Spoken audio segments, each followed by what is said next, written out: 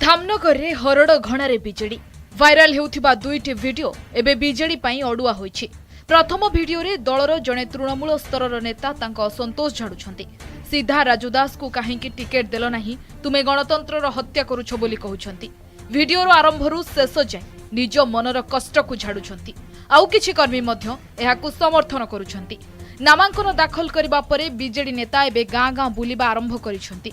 सीधा बिजेडी कर्मी और नेतांक सहित आलोचना करुछंती। आउ एही समयर वीडियो एबे मोबाइल रु मोबाइल को घूरी बुलुछि।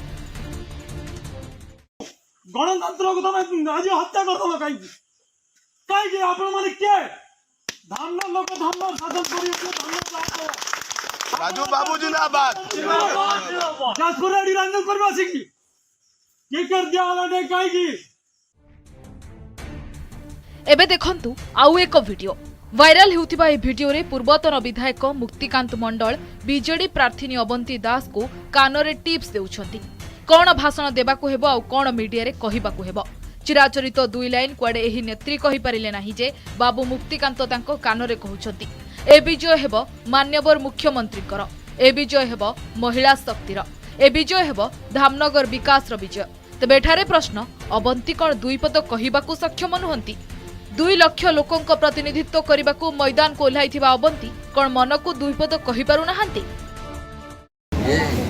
ये विजय हबो मानवर मुख्यमंत्री विजय हबो, ये विजय हबो मानवर महिला क्षेत्र विजय माने धामनगर विकास धामनगर विकास